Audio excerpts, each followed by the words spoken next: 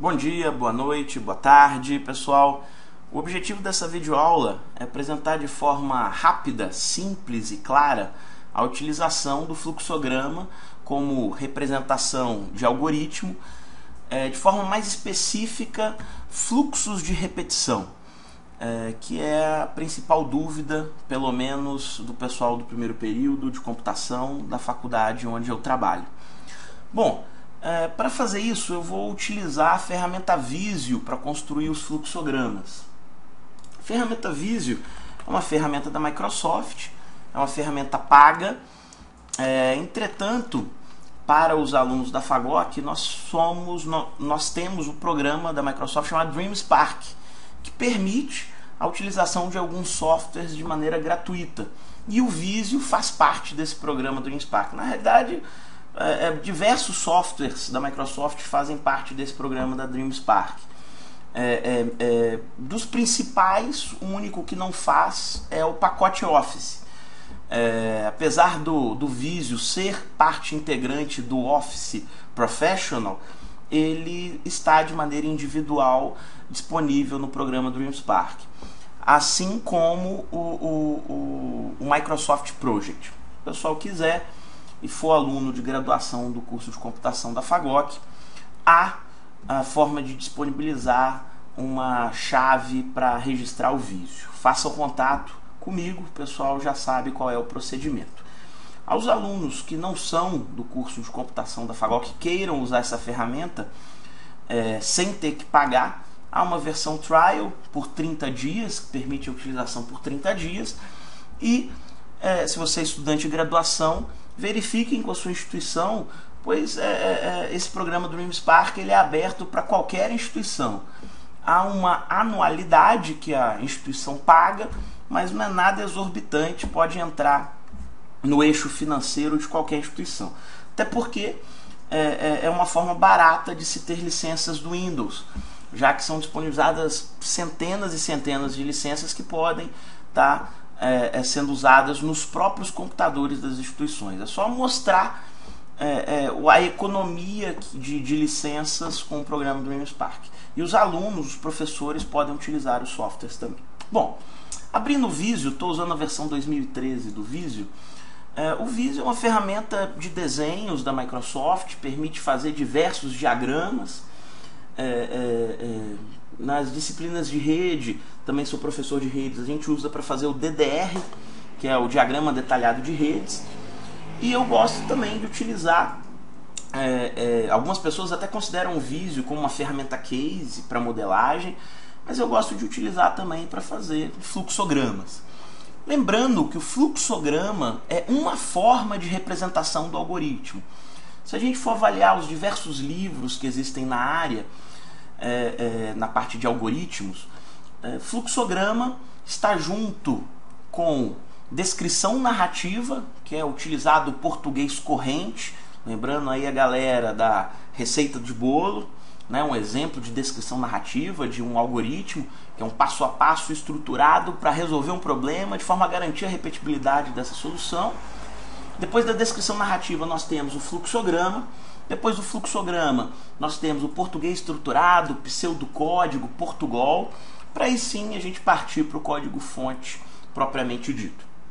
Bom, eu sou professor de algoritmos já há bastante tempo e eu tenho observado que o pessoal, quando chega no código-fonte, especialmente na nossa instituição, que a gente já começa com a linguagem C no primeiro período, o pessoal tem muita dificuldade. Essas dificuldades existem das mais diversas fontes, que são inclusive catalogadas por alguns artigos da área, mas a principal é a forma de entender como que o algoritmo funciona.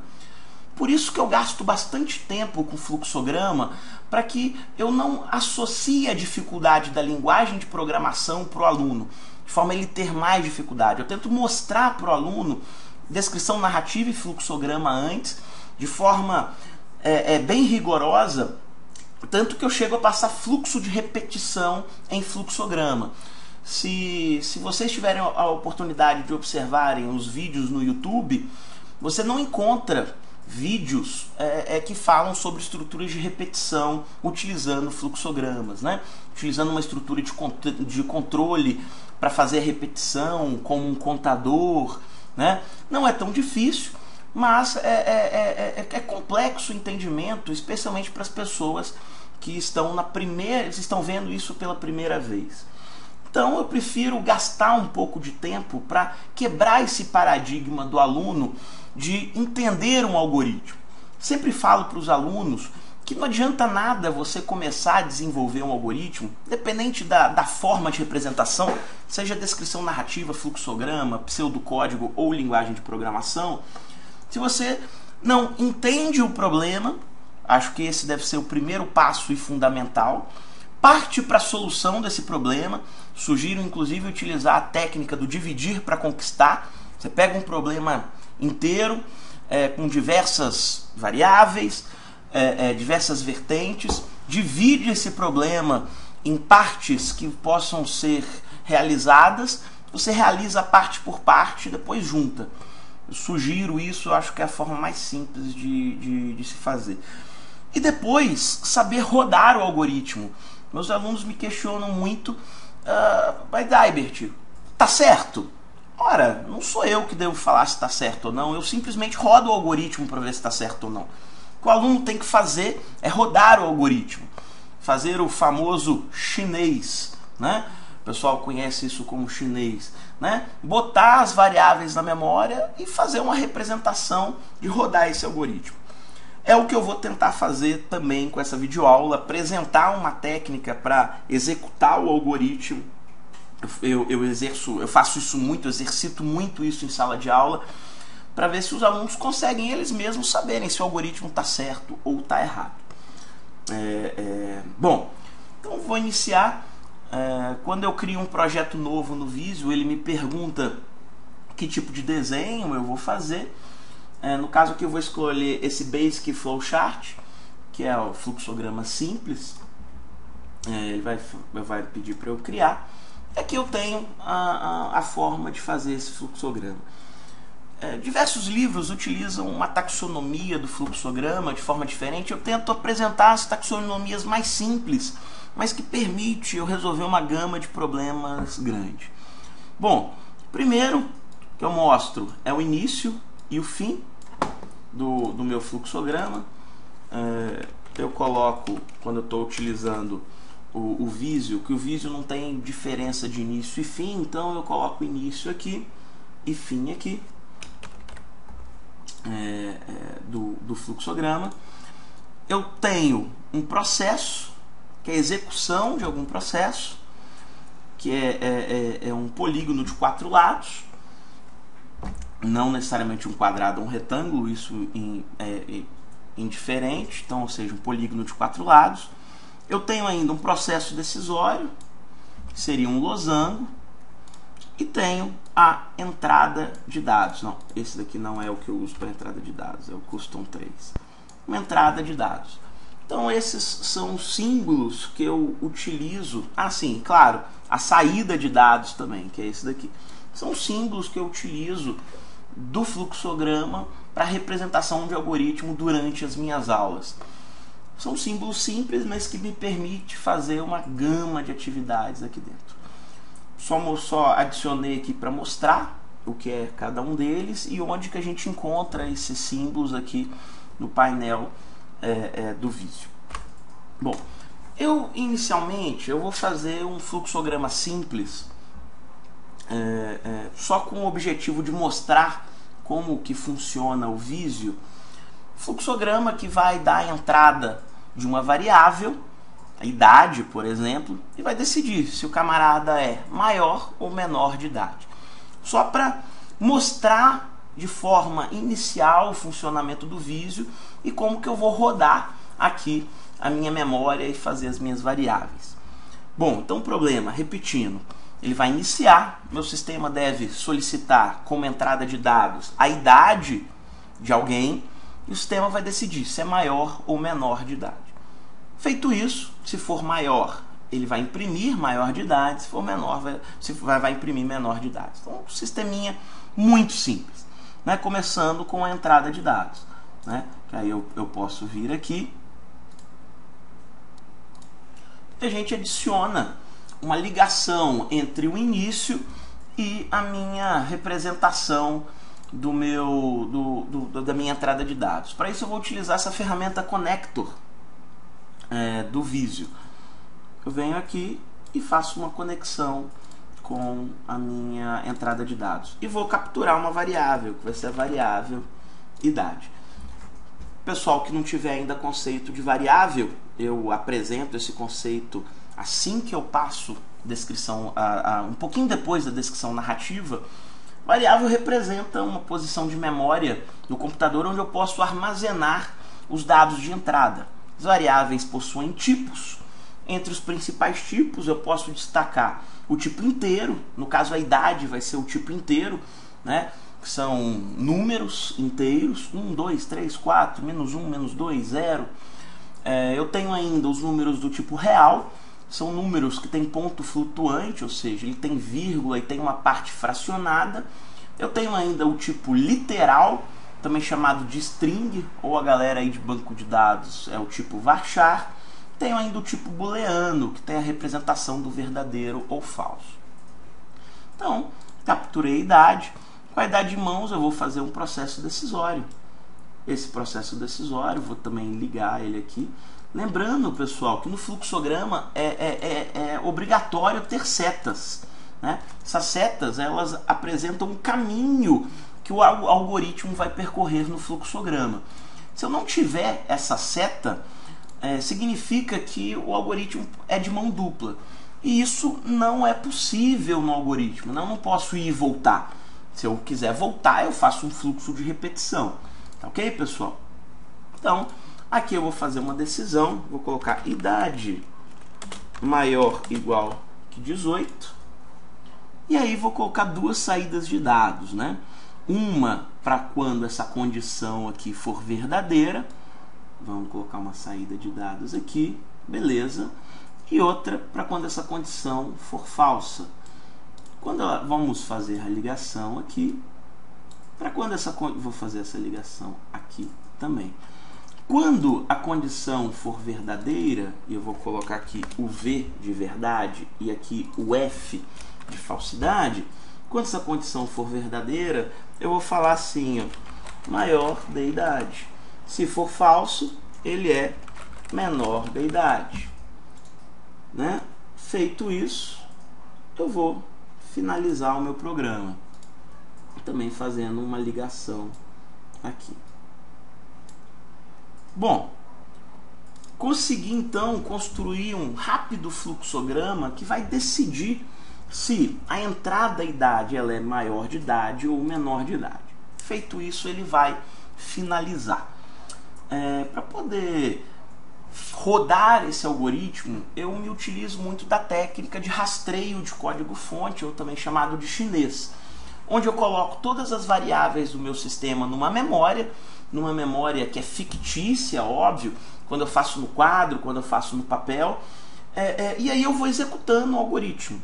Claro que aqui tem uma variável só, é bem simples mesmo, mas eu acho que é interessante fazer isso simplesmente para quem não conhece o meu método de ensino, possa estar verificando, entendendo, para que no exemplo um pouquinho mais complexo, que eu vou passar daqui a pouco, ele possa estar identificando como que eu rodo o programa, né? Em sala de aula eu faço até uma brincadeira com o pessoal. Eu tenho o usuário do sistema sempre é alguém que está vestido com a camisa azul.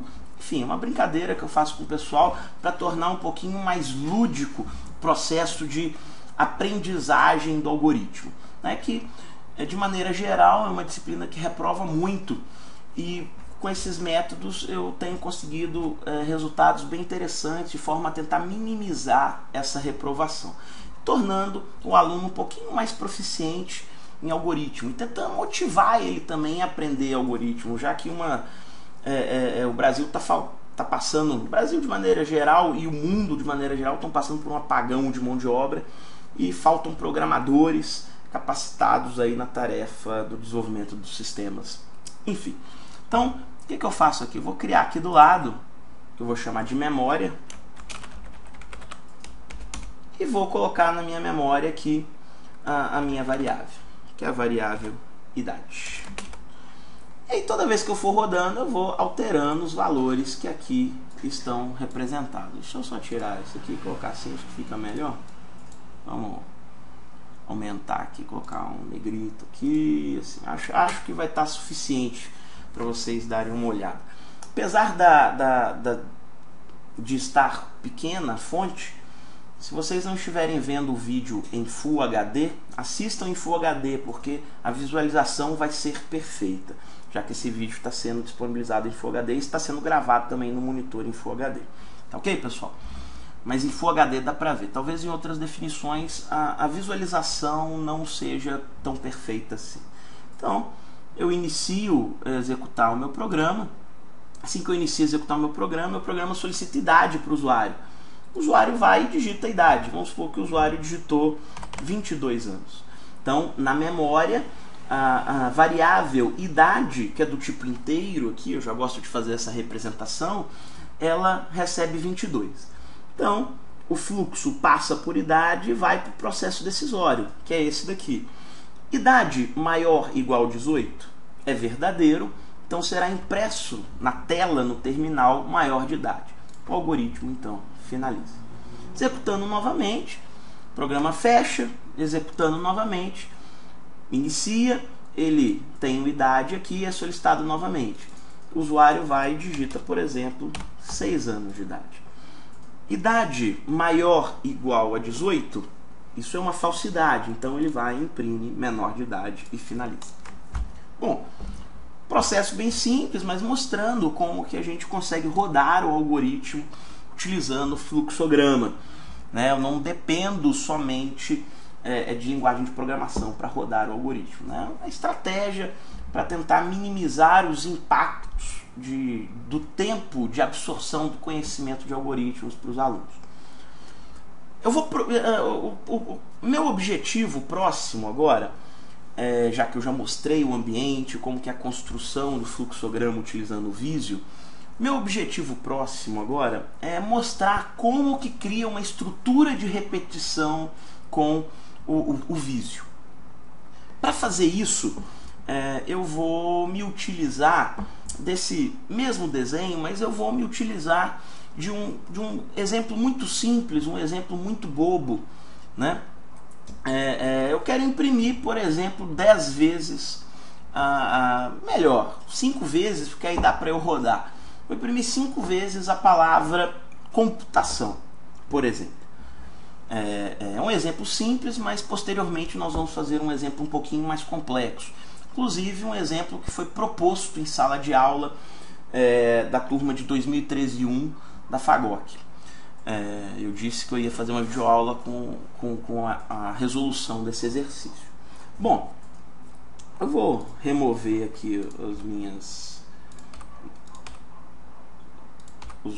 desenhos do meu fluxograma, vou deixar só o início e o fim, já que eu posso aproveitá-los. Deixar minha memória aqui oculta aqui do lado aqui, que eu vou aproveitar. Só vou tirar isso aqui porque eu não tenho nenhuma variável ainda na memória. Então o objetivo é imprimir na tela 5 vezes a palavra computação, né? Bom, se eu quisesse imprimir uma vez, né, vamos fazer um negócio bem simples e trivial. Se eu quisesse imprimir uma vez, eu ia chegar aqui, colocar uma representação de saída de dados e ia imprimir aqui, ó, computação. Eu iria fazer uma ligação do início a essa saída de dados e da saída de dados ao fim. Concordam comigo que aqui eu estou fazendo a impressão uma vez? Me recordo uma vez que eu dei um exercício e eu pedi claramente que fosse utilizada uma estrutura de repetição. Aí eu tinha que imprimir algumas vezes, algumas palavras, coisa simples mesmo. O aluno colocou 5 saídas de dados com a palavra computação. Aí eu fiquei no dilema, se eu dava errado ou dava certo, porque o aluno imprimiu 5 vezes, apesar dele utilizar 5 saídas de dados, ele imprimiu 5 vezes na tela. Eu lembro que eu só tirei metade da questão do aluno, porque ele não utilizou uma estrutura de repetição, mas a solução dele foi adequada. O objetivo aqui é utilizar uma estrutura de repetição, né? O pessoal que já está mais avançado, uma estrutura de repetição, fazendo uma comparação aí com outras linguagens, seriam estruturas do tipo para, do tipo enquanto, né? Seria o for, seria o while, seria o do while.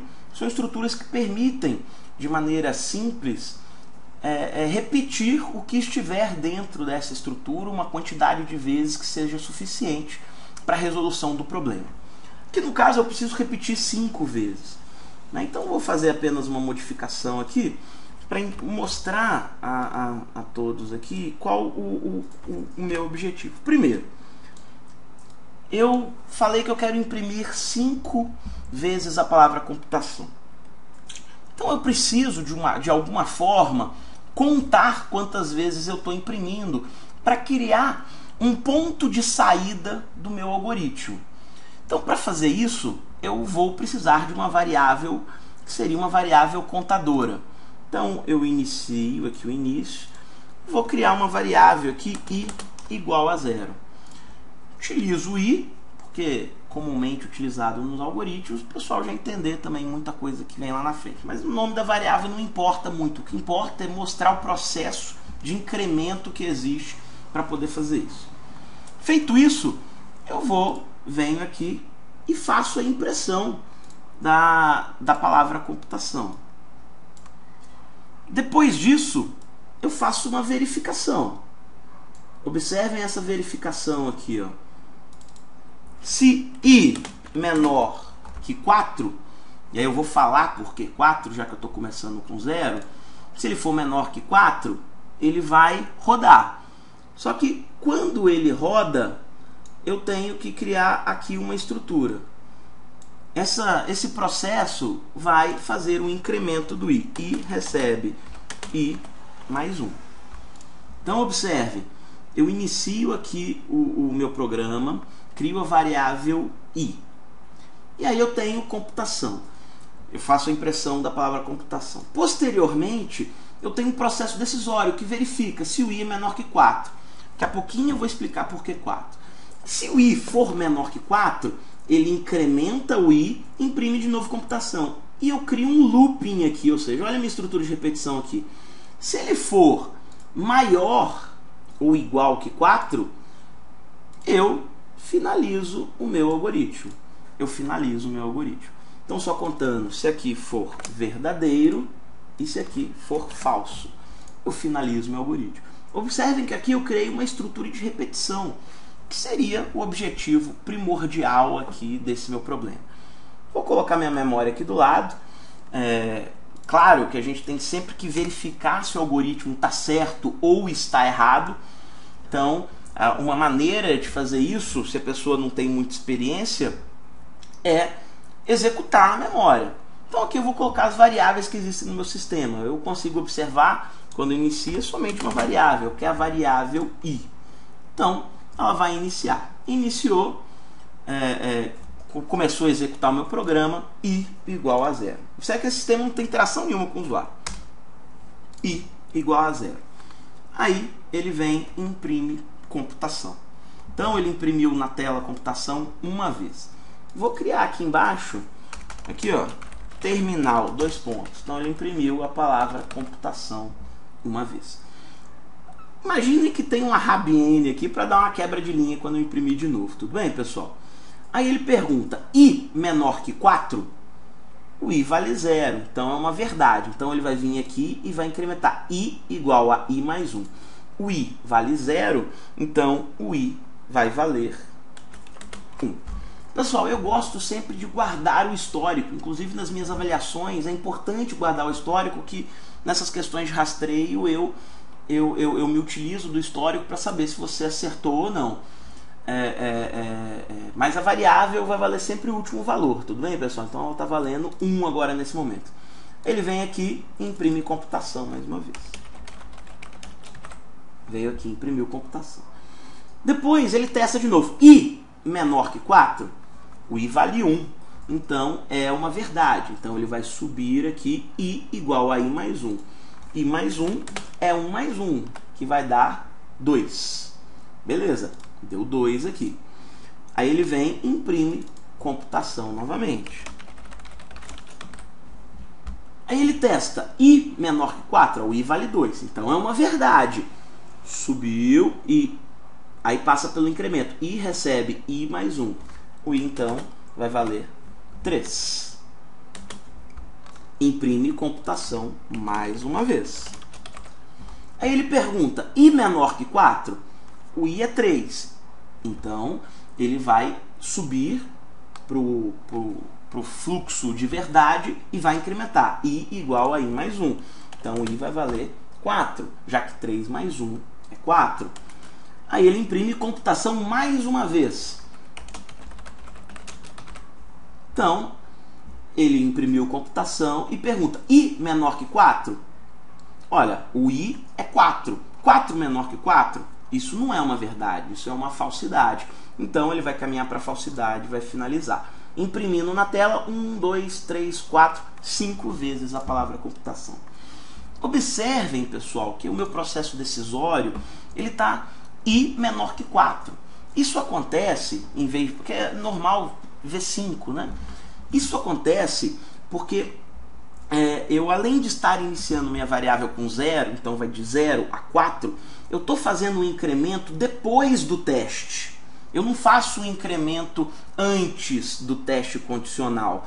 Então, eu faço i menor 4. Se eu colocasse esse meu incremento, que está aqui, exatamente nessa posição, aí eu faria i menor que 5.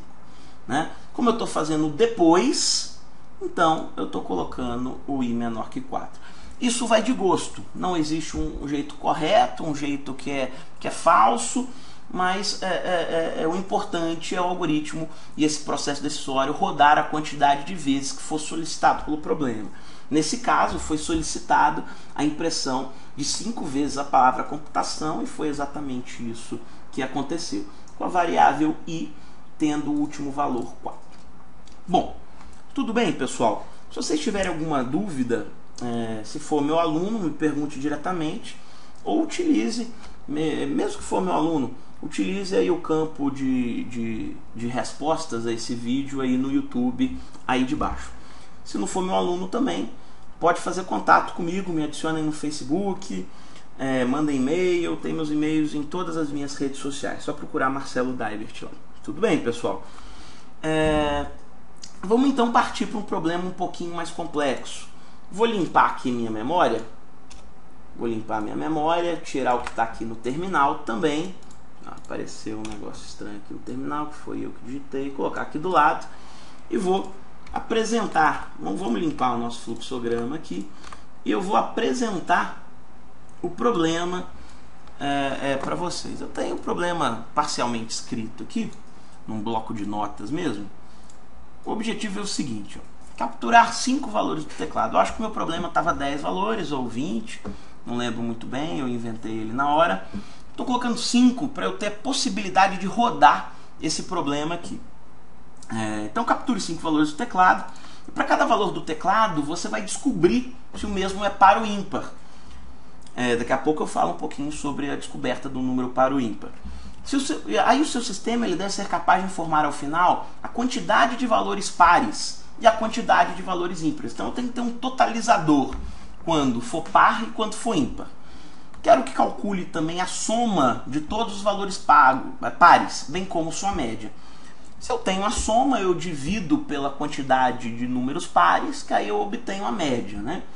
Essas duas informações devem ser informadas ao final do algoritmo, né? Então eu tenho um processo de captura de 5 valores do teclado. Depois eu tenho que descobrir se eles são pares ou ímpares. Para resolver esse problema, eu vou partir do princípio de dividir para conquistar. Eu vou dividir esse problema em vários problemas para que a gente consiga resolver cada probleminha de forma vagarosa, mas de forma incremental. Assim que eu resolver todos os problemas, eu vou ter o problema todo maior resolvido. Vou separar então, capture 5 valores do teclado, é o primeiro. Aí para cada valor do teclado tem que descobrir se é par ou ímpar. Aí o sistema deve ser capaz de informar ao final a quantidade de valores pares. Aí depois a quantidade de valores ímpares. Aí eu quero calcular a soma. bem como a média. E essas informações têm que ser divulgadas ao final. Ou seja, ó, dividir o problema em 1, 2, 3, 4, 5, 6 e 7. Então, esse pequeno problema se transformou em outros menores 7 problemas. Resolvendo todos os 7 problemas, eu resolvo o meu problema maior. Essa técnica chama dividir para conquistar. A galera de computação já deve ter escutado bastante esse termo, dividir para conquistar. Aí. Alguns algoritmos fazem uso do dividir para conquistar. Bom, vamos iniciar então. Capture 5 valores do teclado. É isso que eu vou fazer. Então eu tenho que ter uma estrutura de repetição, né? Eu já começo aí com o meu i. Então eu vou iniciar aqui e vou declarar a variável i igual a 0. É isso que eu estou fazendo. Posteriormente eu tenho que ter uma entrada de dados. Vou colocar ela aqui. Acho que vai ficar meio bagunçado, mas depois a gente vai organizando isso aqui. Porque tem outros valores para serem capturados, tem outras ações a serem feitas. Então eu tenho uma entrada de dados aqui. Vou capturar, por exemplo, a variável valor, né? Também é um inteiro aqui. Aí eu tenho um processo decisório. Esse processo decisório vai verificar se o i é menor que 4. Se ele for menor que 4, ele vai incrementar e recebe i mais 1. Vou fazer as ligações aqui. É basicamente o problema anterior, né? A diferença é que aqui eu tenho uma captura de dados e o problema anterior eu tinha uma saída de dados para imprimir a palavra computação. Aí eu vou vir aqui, colocar o fim aqui, né? Construindo meu fluxograma. Colocar o fim, fazendo a ligação do processo, e me falta aqui falar que aqui é se for verdade e aqui é falsidade. Verificando nisso igual a 0 o valor, né? Vamos rodar isso. Eu sempre rodo passo a passo, né? Porque se eu partir para o próximo problema, o próximo subproblema, sem saber que essa solução do primeiro problema está correta, eu vou carregar um problema defeituoso para o próximo. Então, já que eu vou inserir a segunda parte aqui, então não faz muito sentido eu fazer isso. Então, eu afiro para ver se está correto. Vou colocar todas as variáveis aqui. Eu tenho a variável i e a variável valor. Ok. Então, começou a executar, o i é igual a 0. Aí eu capturo o valor. O valor, por exemplo, é o usuário que dá, então o usuário digitou 2, por exemplo. Aí pergunta, i menor que 4? Verdadeiro. Então, i é igual a i mais 1. Então, ele vai estar valendo 1. Aí eu capturo o outro valor. O valor o usuário digitou, por exemplo, sei lá, 1. Aí, i menor 4, aí vale 1. Sim, verdade. Então, i mais 1. Então, vale 2. Bom, rodei aqui 2 vezes. Aparentemente está funcional. Eu consegui capturar 2 valores. Então, eu paro por aí. Até porque os problemas não necessariamente vão estar 5 valores. Aqui está 5 valores que eu quero rodar todos. Mas eles podem estar 1.000, 2.000, 5.000 valores, né? Executa 2, 3 vezes, verifica o funcionamento. Ainda mais que eu estou no subprograma. Tudo bem, pessoal? Então, tendo certeza que isso aqui está funcionando, que isso aqui está funcional, eu parto para o segundo problema. Vamos limpar aqui a memória. Vamos limpar aqui a memória. Beleza. Então, o primeiro problema, eu venho aqui e coloco um OK nele. Capture 5 valores do teclado. Capture 5 valores do teclado. Exatamente isso que eu estou fazendo. Problema 2. Para cada valor do teclado, descubra se o mesmo é par ou ímpar. Para fazer isso, eu vou utilizar o operador mod. O operador mod, ele avalia o resto da divisão. Vou tentar dar um exemplo aqui para vocês. Vou me utilizar até aqui do bloco de notas para poder fazer isso. O operador mod, na linguagem C, por exemplo, ele é o símbolo de percentual, uma vez que não existe percentual em linguagem de programação. Poxa, mas como é que eu tiro o percentual então? Você divide por 100. Né? Percente, que é o símbolo de percentual ou porcentual, ele é justamente dividido por 100, né? Percente, né? Por 100. Então, por exemplo, se eu tiver um valor 10 mod 2, isso daqui é igual a zero. Por que é igual a zero? Porque 10 dividido por 2 é igual a 5. 5 vezes 2 é 10. Resto, zero. Então, isso daqui avalia exatamente o resto da divisão. O operador mod é o resto da divisão. Se eu fizer 11 mod 2, eu vou ter aqui 1. Por quê? 11 dividido por 2 é igual a 5 mais 1. Esse 1 aqui é o resto da divisão, né? Ou então daria 5,5, porque 1 dividido por 2 dá meio, né? Mas o mod ele avalia somente a parte inteira do número. Então ele seria 5, 5 vezes 2 é 10, sobrando 1. Então o resultado de 11 mod 2 é 1. Para a gente saber se o número é par ou ímpar, a gente usa exatamente esse operador. Se eu dividir o número por 2 e o resto for 0, o número é par. Se eu dividir o número por 2 e o resto for 1, o número é ímpar. Observem aqui que o 10 ele é par, então o resto da divisão por 2 é 0, e o 11 é ímpar, uma vez que o resto da divisão por 2 é 1. Exatamente isso, pessoal, ok? Então, o que eu vou fazer para descobrir se o número ele é par ou ímpar? Eu vou fazer essa operação do mod, né? Então, observem que eu vou fazer aqui passo a passo. Primeira coisa que eu vou fazer, eu vou deletar essa operação, já que eu tenho que capturar o valor e verificar se ele é par ou ímpar, né? Vou criar aqui uma operação e vou colocar assim, ó, retorno é igual a valor mod 2. Essa variável retorno vai armazenar um 1 ou 2. Se o retorno for 1, é ímpar. Se o retorno for 2, é par. Vamos fazer as ligações aqui. E aí vamos fazer um processo aqui, ó. Olha que interessante, pessoal, esse processo aqui. Vou só aumentar um pouquinho o meu tamanho aqui, ó. Ficar um pouquinho mais igualitário o meu processo aqui. Então eu vou colocar até aqui, ó, para ficar melhor. Vamos colocar aqui o conector e aí eu vou testar se retorno igual a zero. Se for igual a zero, olha só o que eu vou fazer aqui, ó. Vou fazer uma impressão aqui, ó. Ele é par. Se ele for diferente de zero, ou seja, só vai ter a possibilidade de ser 1, ele vai ser ímpar. Vamos fazer as ligações. Se for par, vai ser verdade aqui. Se for ímpar, vai ser uma falsidade aqui. E aí eu vou fazer a ligação para cá. Aí. Esse processo aqui já está identificando se ele é par ou ímpar.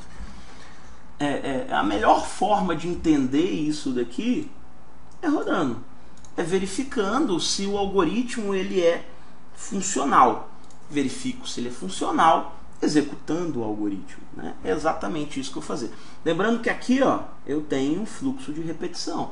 Ele está capturando 5 valores. E para cada captura eu estou verificando se o número é par ou ímpar, que é exatamente o problema 2, né? Para cada valor do teclado, descubra se o mesmo é par ou é ímpar. Então, vamos rodar aqui para ver se isso daqui está certo, né? Vamos lá, iniciou i igual a zero. Vamos aqui para a memória. I igual a zero. Aí eu capturo o valor. O usuário digitou, por exemplo, 2.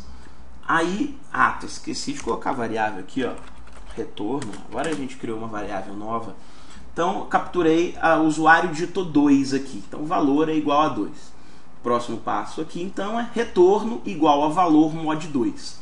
2 dividido por 2 é 1. 1 vezes 2 é 2. O resto, então, é 0. de forma que retorno vale 0. Retorno igual a 0, verdadeiro. Vai imprimir na tela lá, par. De fato, o 2 é par.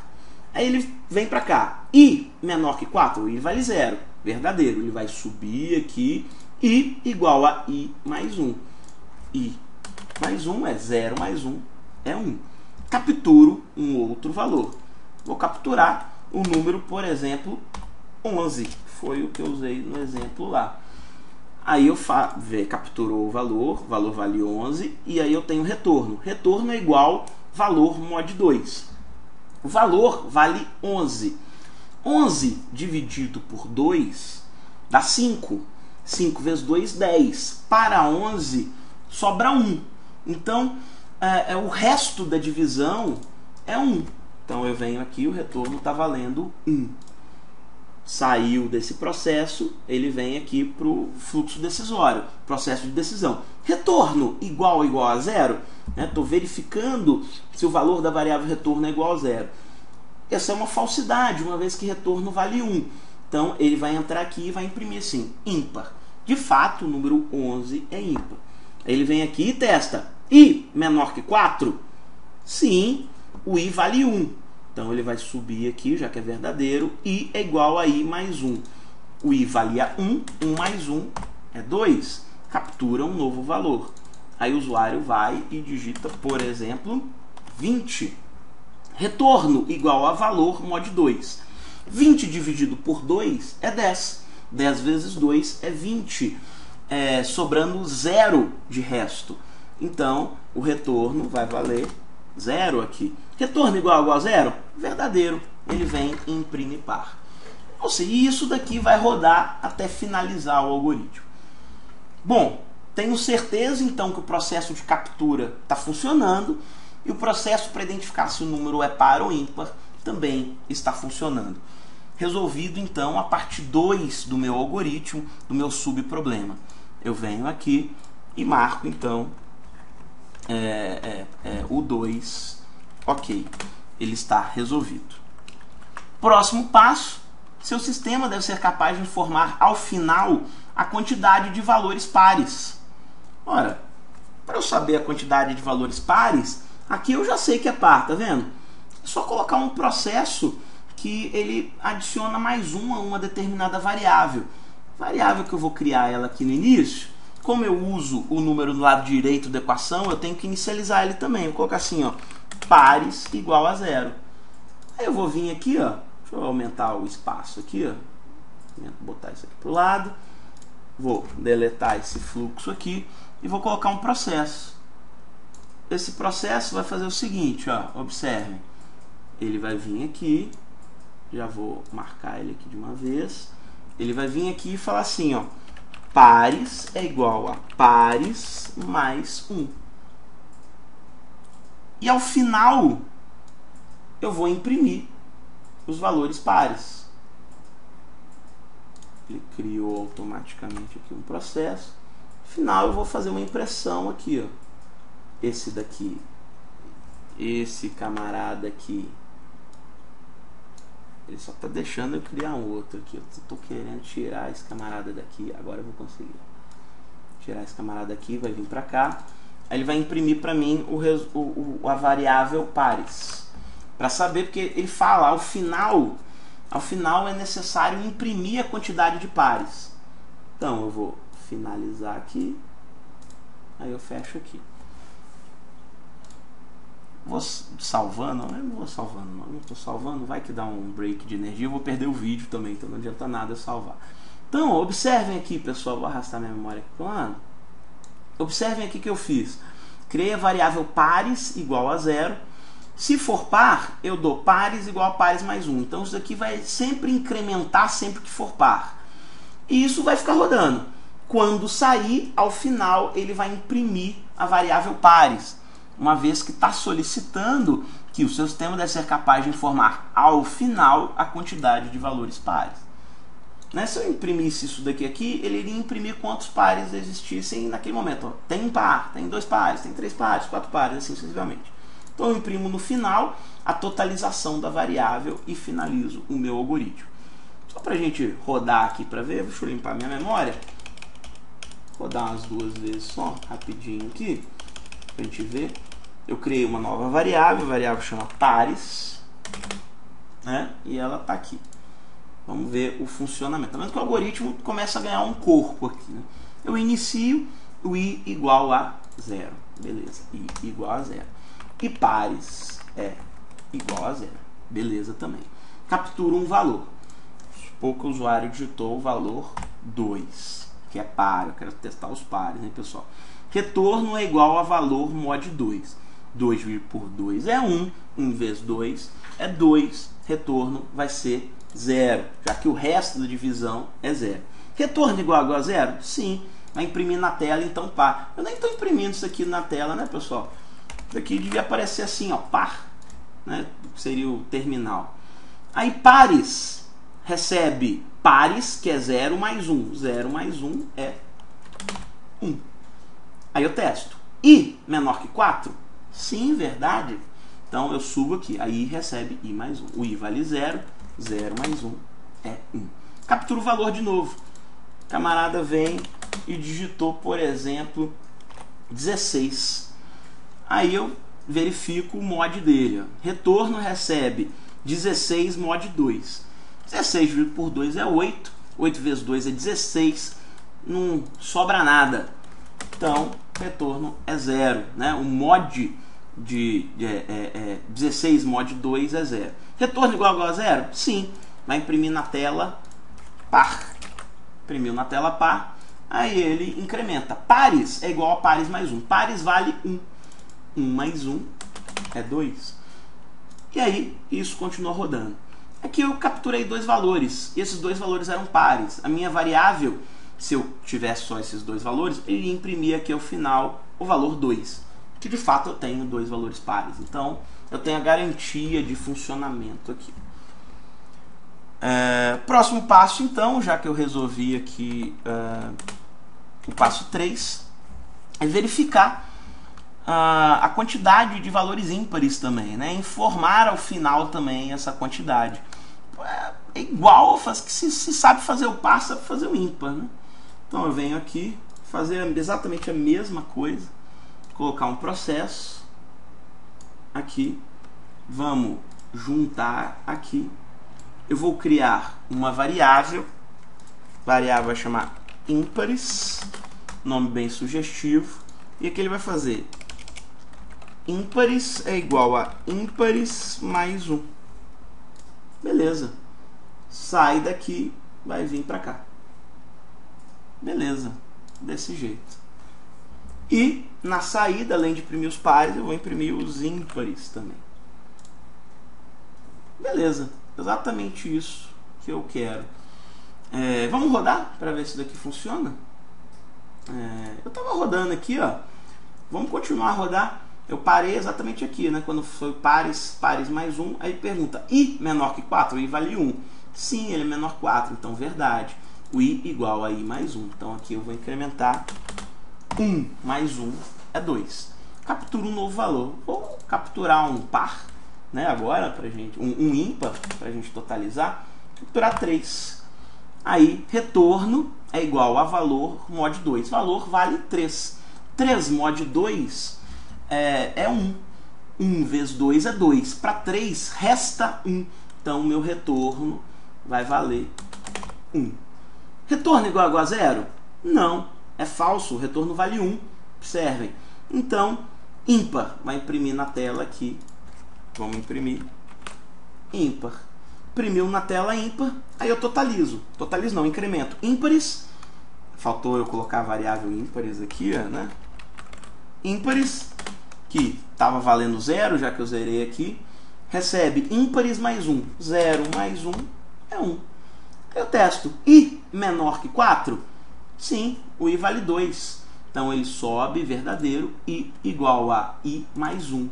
Então o i valia 2. 2 mais 1 é 3.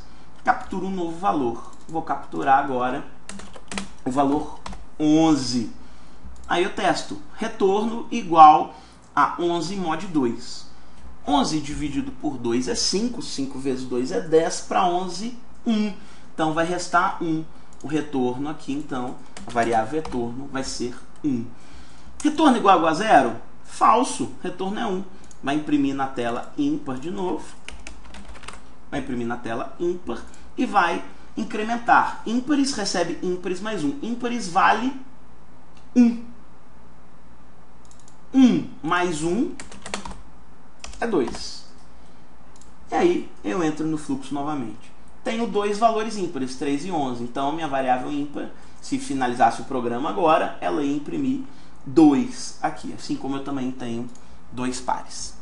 Bom, então, eu tive a oportunidade aqui de finalizar o passo 4.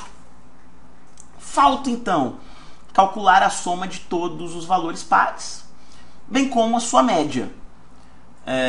Vamos fazer o passo 5, né, que é a soma de todos os valores pares.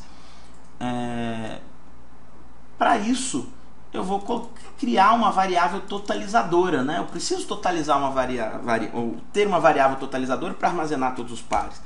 Vou colocar assim, ó, total pares igual a 0. Eu vou iniciar essa variável com valor 0, porque eu utilizo essa variável no lado direito da equação. Eu vou aproveitar esse processo aqui, ó. Já que os pares estão aqui, eu venho aqui e coloco assim, ó. Total pares recebe total pares mais valor. Que aí eu vou precisar do valor que foi digitado aqui para eu ficar totalizando eles. Vamos verificar se isso daqui está funcional. Deixa eu limpar a minha memória aqui. Capturar mais uns dois valores. Observem que eu tenho que totalizar somente os pares. Por isso que ele está nessa perninha aqui dos pares, hein? Nesse fluxo aqui dos pares. Limpando a memória.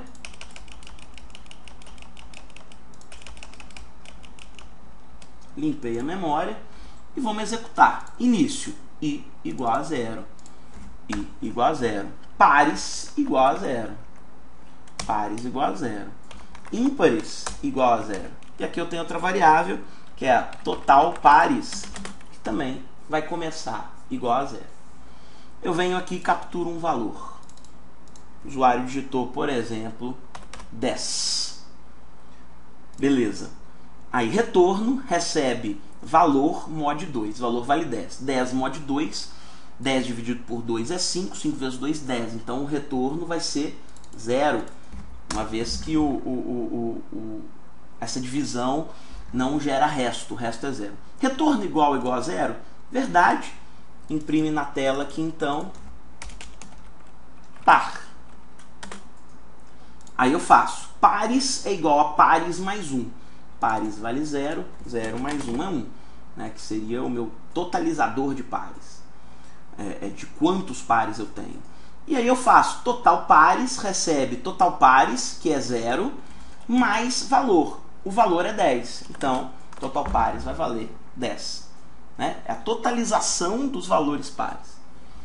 Aí eu venho aqui, i menor que 4, o i vale 0. Então é verdade, ele vai vir, vai subir. I igual a i mais 1. O i então vale 1. Capturo um novo valor. Vou capturar um novo valor. Vou capturar o valor, por exemplo, 6. Que também é par, né? Quero mostrar a estrutura corrente ali. Retorno igual a 6 mod 2. Retorno vai ser 0, já que 6 dividido por 2 dá 3. 3 vezes 2, 6. Não retorna nada. Então, o retorno vai ser 0 novamente. Testo. Retorno igual a 0? Sim. Então, ele vai vir aqui e vai imprimir par. Aí, pares recebe pares mais 1. Pares está valendo 1. Então, vai valer 2, que é 1 mais 1 é 2. E total pares recebe total pares mais valor. Total pares vale 10. 10 mais valor, que é 6, dá 16. Totalizei. I menor que 4? Ora, o i vale 1. Então, é menor. Verdade. Vem aqui, incremento o i. O i valia 1, agora vale 2, já que 1 mais 1 é 2. Capturo um novo valor. Vou capturar um novo valor aqui somente para mostrar a vocês que no caso vou capturar um número ímpar, que que aí eu não vou ter essa totalização, já que me interessa totalizar somente os pares, né? Aí valor, então, capturei 3. Retorno igual a valor mod 2. 3 mod 2 é 1. Uma vez que 3 dividido por 2 é 1. 1 vezes 2, 3. 1 vezes 2, 2. Para 3, 1. Então, o meu retorno aqui é 1. Retorno igual a 0? Falso. Ele vai imprimir na tela, então, ímpar. Ímpares recebe ímpares mais 1. Ímpares vale 0. Passa a valer 1. E isso vai rodando aqui. Provando, então, que o meu total pares está funcionando. É um valor que está sendo funcional. Bom, então, finalizei aqui a parte 5. Parte 5 do meu problema. Falta a parte 6 e a parte 7. Parte 6 está me solicitando a média. A média de todos os valores pares. Para calcular a média, eu vou criar um processo aqui, ó. Vou aumentar isso aqui. Vou botar isso aqui. E vou colocar um processo.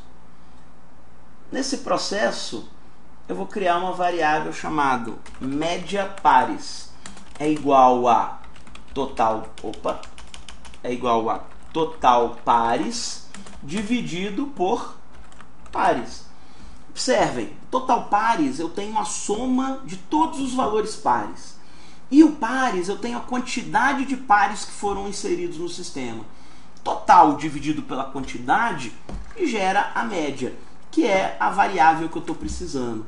Observem, pessoal, que eu coloco isso no final do fluxo. Eu tenho que colocar isso no final do fluxo, porque só existe média depois de que eu saiba o total de entradas. Não faz sentido eu calcular a média sem saber o total de entradas. Eu não sei quantos desses 5 valores aqui serão pares. Pode ser 1, pode ser nenhum. Né? Então aí eu não consigo. E aí eu vou vir aqui. O fluxo vem para cá. E eu faço a conexão aqui. Criando uma nova variável. Que é a variável média pares. Que é uma variável que eu vou deixar ela aqui já na minha memória para eu não esquecer de representar ela. Então, isso daqui está rodando. Eu vou rodar, como a gente está chegando no final da nossa aplicação, eu vou rodar isso daqui na sua completude. Por isso que eu não vou rodar nesse momento agora. Deixa eu só limpar minha memória mais uma vez.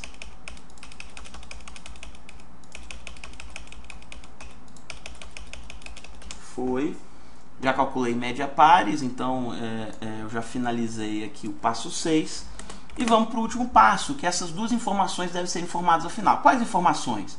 A soma de todos os valores pares e a média. Vou vir aqui nesse processo que aqui eu tenho e vou fazer uma impressão. Tem pares, ímpares. Eu vou imprimir o total pares e vou imprimir média pares, que são as últimas informações que estão sendo solicitadas. E o meu algoritmo ele tá pronto aqui. Fiquem atentos que eu vou disponibilizar para vocês essa imagem com esse algoritmo, caso alguém queira guardar ela, bem como o texto do enunciado. Então eu imprimi total pares e média pares, eu vim aqui e finalizei o meu algoritmo, ou seja, os 7 passos que eu dividi o meu problema, 7 subproblemas estão apresentados aqui. O que eu tenho que fazer agora é ver se isso daqui vai funcionar de acordo com o esperado. Né? Vou colocar um pouquinho mais no centro para facilitar a gente rodar o algoritmo. Bom, vamos então iniciar. Antes disso, vocês observaram que média pares eu não estou iniciando ele em lugar nenhum? Eu não preciso iniciar porque essa variável ela não está sendo usada no lado direito da equação. Eu só preciso iniciar variáveis que são utilizadas no lado direito da equação. Por exemplo, pares está no lado direito da equação, total pares está no lado direito da equação, ímpares está no lado direito da equação. Então é necessário eu inicializar. O i também está no lado direito da equação. Então por isso que eu crio aqui um processo responsável por inicializar as minhas variáveis no início do meu programa. Todas as variáveis estão aqui, então. Ok? A gente vai começar a executar e rodar. Vamos lá. Início, aqui eu vou rodar de maneira cheia, tá? Capturando todos os 5 valores. Início, i igual a 0. Beleza. Pares também igual a 0. Beleza. Ímpares também igual a 0. Total pares também igual a 0. Aí eu venho aqui e capturo valor. O usuário digita valor. Então o usuário ele vem e digita 10. Retorno vai ser igual a 0, uma vez que 10 é par. 10 mod 2 é a divisão. 10 dividido por 2 é 5. 5 vezes 2, 10. Não sobra resto nenhum. Então o retorno é 0. 0 igual a 0? Verdade. Ele vai imprimir na tela, eu esqueci de limpar aqui a minha memória, ele vai vir aqui e vai imprimir par. Pares é igual a pares mais 1.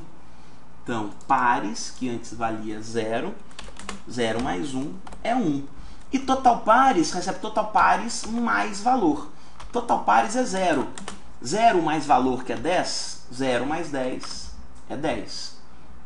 Entro no fluxo. I menor que 4? Verdade, o i é menor que 4. Então, i recebe i mais 1. O i valia 0, 0 mais 1 é igual a 1. Capturo um novo valor. Vou capturar o valor agora, 20. Capturei o valor 20. Retorno igual a valor mod 2. 20 dividido por 2 é 10. 10 vezes 2, 20. O retorno, então, vai ser 0. O número é par. Então, novamente, o número par. Retorno igual a 0? Verdade, retorno vale 0.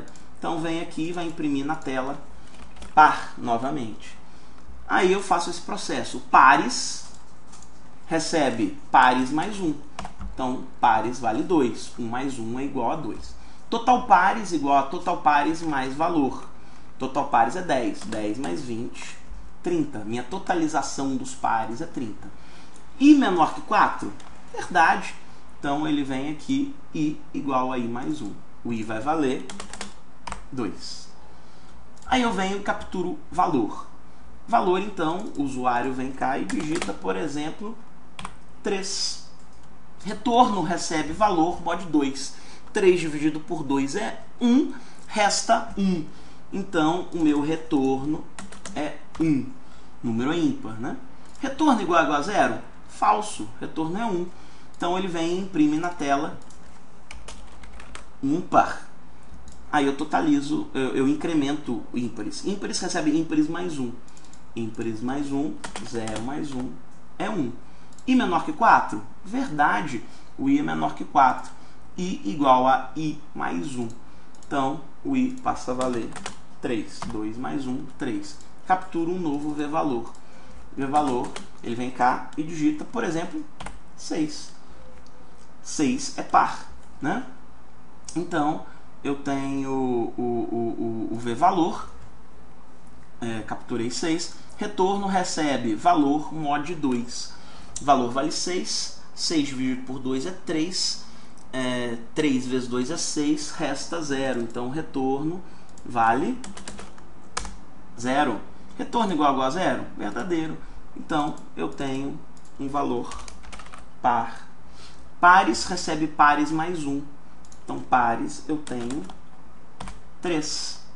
Porque pares era 2, 2 mais 1, 3. E total pares recebe total pares, que é 30, mais valor, que é 6. Então, 36.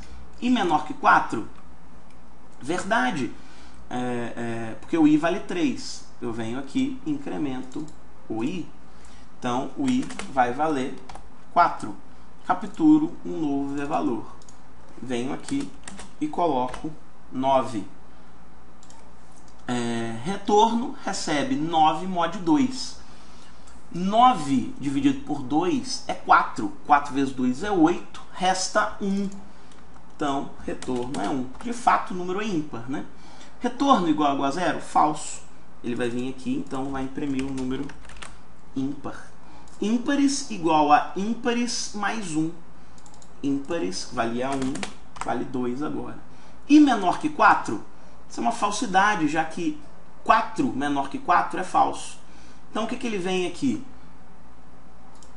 Vem aqui e faz o cálculo da média pares. Média pares é igual total pares divididos por pares. Total pares é 36 e pares é 3.